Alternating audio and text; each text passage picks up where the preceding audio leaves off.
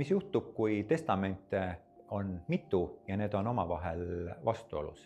Kujutame korra ette sellist olukorda, et pärast Jüri surma leiavad lapsed kodust ühe testamendi, selle järgi pärivad kõik võrdselt. Paar päeva hiljem toob sugulane välja teise dokumendi ja selle järgi pärib suure osa varast ainult üks laps. Ja siis täiesti ootamatult ilmub välja kolmas testament, kus on jälle hoopis teistsugune jaotus. Perekond on segaduses, mis neist kehtib. Selliseid olukordasid kahjuks praktikas tuleb üksjagu ette. Õiguslik loogika on esmapilgul lihtne, aga praktikas on olukord palju keerulisem. Põhireegel on see, et hilisem testament tühistab varasema selles ulatuses, milles varasem ja hilisem testament on vastuolus. See tähendab, et uus testament ei kustuta või uuem testament ei kustuta automaatselt vana testamenti tervikuna, vaid ta tühistab ainult selles osas, milles need kaks testamenti on vastuolus. Üritan näitena seda teha, et kui see esimene testament ütleb, et kogu vara läheb võrdselt 3 lapsele, aga teine testament ütleb, et korter läheb ainult 1 lapsele, siis korteri osas jääb kehtima see uuem testament ja see lähebki see 1 lapsele.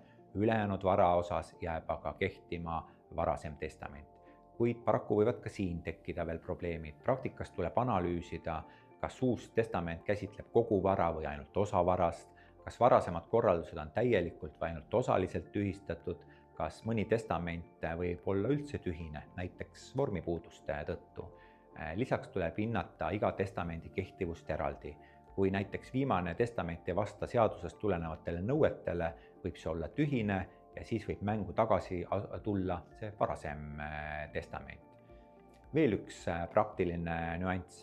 Mida rohkem testamente, seda suurem on konfliktide ja vigade risk, ehk siis inimestele, kes testamente teevad, tasuks vaadata, et ei jää kehtima 2 testamenti ühel ajal. Näiteks kuupäevad võivad olla ebaselged, testamendid on vastuolused, mõni testament on koostatud ilma juriidilise nõustamiseta ja kasutab seetõttu ebaselgeid väljendeid ja sellisel juhul ei pruugi ka notaril olla võimalik välja selgitada pärandaja tegelikku tahet ja see vaidlus jõuab kohtusse. Ja kohtus ei küsita ka ainult, milline dokument on viimane, küsitakse, milline testament on kehtiv, milline osa sellest kehtib, milline oli pärandaja tegelik tahe. Praktilises elus on just mitme testamendi juhtumid ühed kõige keerulisemad advokaaditöös.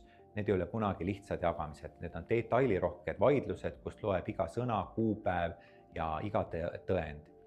Seega tuleks meeles pidada, et kui pärast surma ilmneb, et testamente on mitu, siis ärge kiirustage kogu vara jagamisega, koguge kõik dokumendid kokku, selgitage nende tegemise asjaolud ja ajad välja, laske juristil läbi analüüsida need erinevad tahteavaldused, mida pärandaja tegi.